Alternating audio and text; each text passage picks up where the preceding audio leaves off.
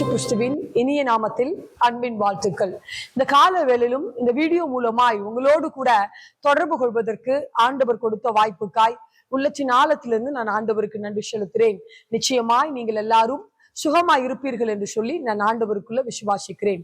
இன்று நாம் தியானிக்க இருக்கிற வசனம் சங்கீதம் 102வது சங்கீதம் 13வது வசனம் இப்படி சொல்கிறது: தேவரீர் எழுந்தருளி சியோனுக்கு இறங்குவீர், அதற்கு தயை செய்யும் காலமும் அதற்கு குறித்த நேரமும் வந்தது என்று வேதத்துல பார்க்கிறோம். ஆண்டவர் இந்த நாளில இந்த வசனத்தின் மூலமாய் நம்மோடு கூட பேசுகிறார். உங்களுக்கு தயை செய்கிற காலமும் உங்களுக்கு குறித்த நேரமும் வந்தது என்று ஆண்டவர் உங்களையும் என்னையும் பார்த்து அவர் சொல்லுகிறவராயிருக்கிறார். அவர் தன்னுடைய அற்புதங்களை செய்வதற்கு ஒவ்வொன்றிற்கும் ஒரு காலத்தை வைத்திருக்கிறார். ஒருவேளை நெடுநாட்களாய் ஆண்டவருடைய சமூகத்துல ஒரு குறிப்பிட்ட நன்மைகளுக்காக, ஒரு குறிப்பிட்ட ஆசீர்வாதங்களுக்காக, ஒரு குறிப்பிட்ட உயர்வுக்காக காத்து கொண்டிருக்கிறவர்களாய் இருக்கிறீர்களா? உங்களுக்கு தயை செய்யும் காலம், நிச்சயமாய் உங்களுக்கான நன்மைகளை செய்யும் காலமும், உங்களுக்கு அற்புதங்களை செய்யும் காலமும், உங்களுக்கான குறித்த நேரமும் வந்தது என்று சொல்லி ஆண்டவர் பேசுகிறார். நெடுநாட்கள் காத்திருப்பது இருதயத்தை இளைக்க பண்ணும். விரும்பினது வரும்போது அது ஜீவ ஊற்று போல இருக்கும் என்று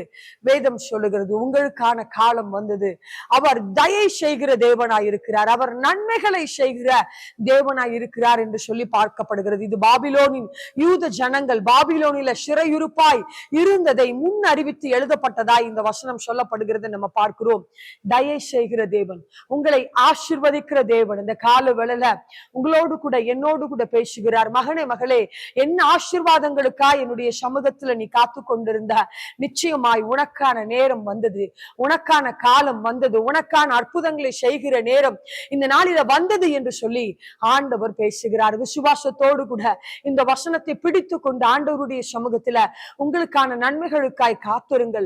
தேவ நிச்சயமா இந்த நாளில நீங்கள் எதிர்பார்த்திருக்கிற நன்மைகளை, நீங்க ஆண்டவருடைய சமூகத்துல காத்திருக்கிற ஆசீர்வாதத்தை, சுகத்தை, பலத்தை, ஆசீர்வாதத்தை, நன்மைகளை, மேன்மைய, வேலைய, உயர்வ உங்கள் குடும்பங்களில செய்து உங்களை ஆசீர்வதிக்க அவர் வல்லவராய் இருக்கிறார். உங்களுக்கு தயை செய்கிற தேவன். என்ன காரியத்துல ஆண்டவருடைய தயவு உங்களுக்கு தேவைப்படுகிறதோ, என்ன காரியத்துல நம்முடைய தேவனுடைய ஆசீர்வாதம் உங்களுக்கு தேவைப்படுகிறதோ, உங்களுக்கான குறித்த காலம் வந்தது என்று சொல்லி ஆண்டவர் தீர்க்க தரிசனமாய் பேசுகிறார். எனவே எந்த காரியத்தை குறித்தும் நீங்கள் கவலைப்படாதீங்க. ஆண்டவருடைய சமூகத்துல விசுவாசத்தோடு கூட இந்த வசனத்தை பிடித்து கொண்டு நம்பிக்கையோடு இந்த நாளை ஆரம்பியுங்கள்.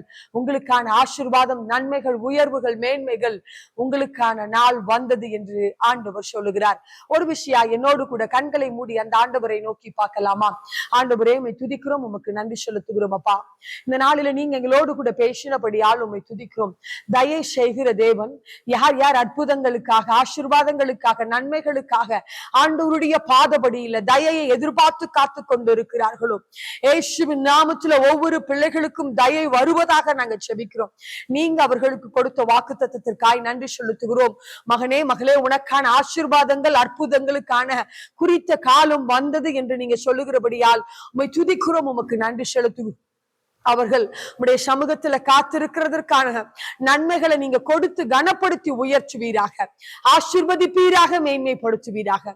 இயேசுவின் நாமத்தில் அப்படிப்பட்ட நன்மைகள் செய்கிறபடியால் உம்மை துதிக்கிறோம், உமக்கு நன்றி செலுத்துகிறோம். அப்பா, இயேசுவின் நாமத்துல நாங்கள் ஜெபிக்கிறோம் எங்கள் நல்ல பிதாவே. ஆமென். ஹல்லேலூயா. நிச்சயமாகவே இந்த நாள் உங்களுக்கு ஒரு ஆசீர்வாதமான நாளாய் இருப்பதாக.